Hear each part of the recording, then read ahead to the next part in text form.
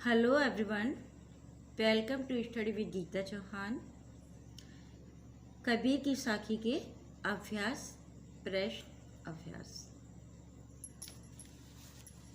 प्रश्न उत्तर।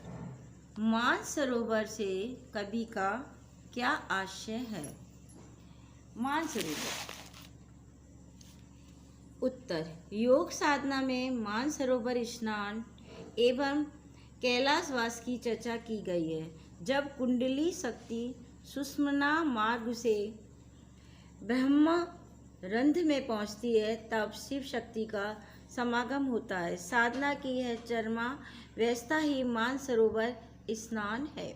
दूसरा प्रश्न देखिए, कवि ने सच्चे प्रेमी की क्या कसौटी बताई है? कवि ने सच्चे प्रेमी की कसौटी बताते हुए कहा है कि जब सच्चा प्रेमी अपने प्रियतम से मिलता है तो उसके मन का वियोग रूपी विष मिलन सुख से उत्पन्न अमृत के रूप में बदल जाता है। थर्ड देखिए, तीसरे दोहे में कवि ने किस प्रकार के ज्ञान को महत्व दिया है?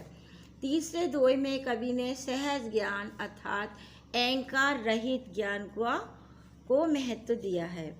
फोर्थ, इस संसार में सच्चा संत कौन कहलाता है? जो निष्पक्ष भाव से ईश्वर को भजता है, वही सच्चा संत है। 5 देखिए, अंतिम दो दोहों के माध्यम से कबीर ने किस तरह की संकीर्णताओं की ओर संकेत किया है? अंतिम दो दोहों के माध्यम से कबीर ने संप्रदायगत संकीर्णताओं और उच्च कुल में जन्मने के अहंकार की ओर संकेत किया है। 6, किसी भी व्यक्ति की पहचान उसके कुल से होती है या उसके कर्मों से? तर्क सहित उत्तर दीजिए। कबीर दास ने बताया है कि मनुष्य की पहचान उसके कुल की श्रेष्ठता से होती है, लेकिन ऊंचे श्रेष्ठ कुल में जन्म लेने मात्र से वह श्रेष्ठ नहीं हो सकता, उसके कर्म भी श्रेष्ठ होने चाहिए। यदि सोने के पात्र में शराब रखी हो तो सज्जन उसकी निंदा ही करेंगे, अतः कुल और कर्म की श्रेष्ठता के बल पर ही मनुष्य श्रेष्ठ बन सकता है। काव्य सौंदर्य स्पष्ट कीजिए। हस्ती चढ़िए ज्ञान को सहज उलीचा डारी, स्वान रूप संसार है भूखंदे सब मारी। कबीर दास ने ज्ञानी को सहज भाव धारण करने के लिए प्रेरित किया है। संपूर्ण साखी में रूपक अलंकार का सौंदर्य देखने योग्य है। झक मारना मुहावरे का सटीक प्रयोग हुआ है।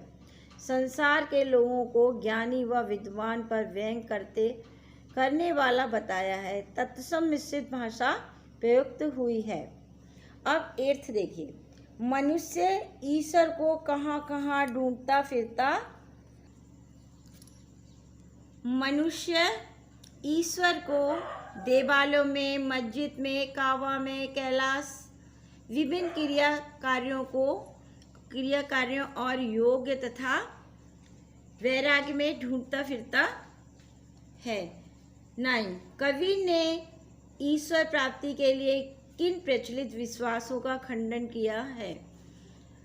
कबीर ने ईश्वर प्राप्ति के लिए देवालयों में जाने, मस्जिदों में जाने, कावा और काशी की यात्रा करने, विभिन्न कर्मकांड करने और योग वैराग्य की साधना करने के विश्वास का खंडन किया है। कबीर ने ईश्वर को सब सांसों की सांसों में क्यों कहा है? कबीर का निवास प्रत्येक जीवात्मा के अंदर है, इसीलिए कबीर ने कहा कि ईश्वर आत्मा में अर्थात सब श्वासों की श्वास में है। 10 क्वेश्चन, कबीर ने ईश्वर को सब श्वासों की श्वास में क्यों कहा है? ईश्वर का निवास प्रत्येक जीवात्मा के अंदर है, इसीलिए कबीर ने कहा है कि ईश्वर आत्मा में अर्थात सब सांसों में है।